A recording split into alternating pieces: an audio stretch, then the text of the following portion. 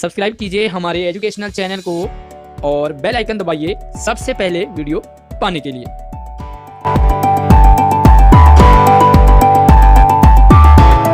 प्यारे बच्चों, आज की वीडियो में हम समझने वाले हैं डीओई की वर्कशीट नंबर 78 क्लास 10 हिंदी अपठित गद्यांश की प्रैक्टिस करेंगे एग्जाम के पॉइंट ऑफ व्यू से। साथ ही हम जानेंगे कि अपठित गद्यांश से आप सही आंसर को कैसे छांटोगे और मात्र 1 मिनट में ही अपने सारे आंसर कर लोगे, जिसमें कि हमें 15 से 20 मिनट लगते हैं। वो सारा टाइम हमारा बचेगा और इस टाइम को हम दूसरे सवालों में लगाएंगे ताकि हमारे मैक्सिमम यानी कि 80 में से 80 हमारे आसानी से हो जाएंगे। पूरी वीडियो को ध्यान से जरूर देखते रहिए। स्वागत है आप सभी का हमारे हिंदी ऑनलाइन क्लास में। तो जल्दी से वीडियो को फटाफट से लाइक कर दीजिए और अपने दोस्तों को भी आपने इसे जरूर शेयर करना है। तो चलिए हम शुरू करते हैं और थोड़ा सा इसे पढ़ लेते हैं ताकि आप इसके जो आंसर है वो भी आप समझ सको।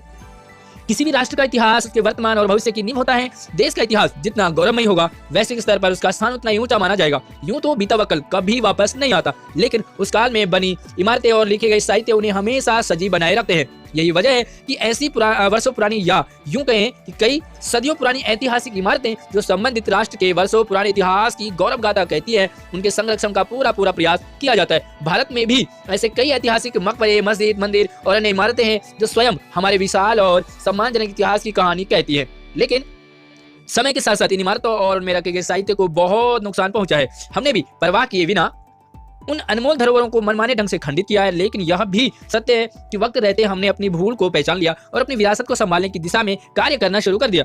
पुरानी हो चुकी जर्जर इमारतों की मरम्मत की जाने लगी। उजाड़ भवनों और महलों को पर्यटन स्थल बना, उनकी चमक को विखेरा गया। किताबों और स्मृति चिन्हों को संग्रहालय में जगह दी गई, परंतु विरासत को संभाल कर रखना इतना आसान नहीं। इसीलिए यूनेस्को द्वारा हर वर्ष 18 अप्रैल को विश्व विरासत दिवस मनाया जाता है, जिसका स्पष्ट उद्देश्य इन इमारतों और उनमें रखी धरोहरों की देखभाल करना है। और अब चलते हैं इसके कुछ सवालों के, और जो कि बहुत ही आसान होते हैं इन्हें समझना करना, लेकिन थोड़ा इसमें टाइम लगता है, इसलिए हम इसमें गलत भी कर जाते हैं और सही भी नहीं कर पाते। तो चलिए पहला सवाल है यहाँ पर, इतिहास, ऐतिहासिक चीजें, इमारतें, पुरानी चीजों को संग्रह करने, उनके संरक्षण, उन्हें बचाने के जो रिलेटेड ये पैसेज है। और पहला सवाल है कि वैश्विक स्तर पर किसी राष्ट्र की पहचान किससे होती है? उसके भूगोल से, उसकी शक्ति से, उसके इतिहास से, उसकी अर्थव्यवस्था से। तो इसका सही उत्तर है राष्ट्र की पहचान होती है उसके इतिहास से। तो इसका ग आंसर बिल्कुल सही है। दूसरा सवाल है, पुरानी ऐतिहासिक इमारतों के संरक्षण का पूरा प्रयास क्यों किया जाता है?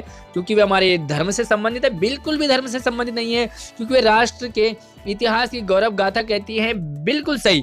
और क्योंकि वे सजीव है, तो सजीव है, इससे कोई इमारतों का संरक्षण नहीं होता है। तो इसका ख आंसर बिल्कुल सही है। तीसरा सवाल है, हमारे सम्मानजनक इतिहास की कहानी कौन कहता है? ऐतिहासिक मंदिर, ऐतिहासिक मकबरे, ऐतिहासिक इमारतें या सभी? तो सभी इसका आंसर बिल्कुल करेक्ट है, क्योंकि ये सारी जो है हमारी कहानी कहता है। समय रहते हमने अपनी किस भूल को पहचान लिया? तो प्यारे बच्चों, पर्यटन स्थल बनाना ये हमारी भूल नहीं है। इमारतों के समुचित रख रखाव भी एक अच्छी बात है, लेकिन अपनी विरासत के प्रति उदासीनता ये भूल है। तो इसका करेक्ट आंसर है क। इसी तरह से पांचवा देखो, इतिहास किनसे सजीव बना रहता है? पेड़ पौधों से, इमारतों और साहित्य से, कहावतों से या आने वाले कल से? तो देखो ये नहीं हो सकता, ये नहीं हो सकता। अब हमारा जो है बिल्कुल ख करेक्ट आंसर है। तो इसका जो सही उत्तर है वो ख है। और आगे देखते हैं, विश्व विरासत दिवस प्रत्येक वर्ष कब मनाया जाता है? तो ये तो बड़ा आसान है, ये 18 अप्रैल को मनाया जाता है। और विश्व प्रसिद्ध ऐतिहासिक स्थलों और इमारतों के संरक्षण के लिए कौन सी वैश्विक संस्था कार्य कर रही है? और ये भी बिल्कुल आसान है, यूनेस्को। तो ये हमारे आंसर है, करेक्ट आंसर। अब देखो इसको लिखने का क्या तरीका होता है, कैसे आपने बोर्ड में इनका आंसर लिखने हैं, तो मैं यहाँ पर आपको लिख के बता देता हूँ। आपने सभी ऑप्शन नहीं उतारने हैं, आंसर भी लिखना नहीं है, बल्कि आंसर लिखने का तरीका क्या है। तो देखो यहाँ पर आप लिखोगे, देखो यहाँ पर लिखोगे, पहले का गा, दूसरे का खा, तीसरे का घा, चौथे का का, पांचवें का खा, छठे का गा और सातवें का गा। तो इस तरह से जो आपके आंसर है वो ये इस तरह से होंगे। और आपका जो मात्र इसको लिखने में आपको आधा मिनट भी नहीं लगेगा, बस थोड़ा सा आपने 2-3 मिनट सवालों को देखना है, समझना है और आसानी से उनके आंसर कर लोगे। उम्मीद करूंगा आपको वीडियो पसंद आई होगी। कोई डाउट हो तो मुझे कमेंट कर सकते हैं। वीडियो को लाइक कीजिए, शेयर कीजिए अपने सभी दोस्तों को।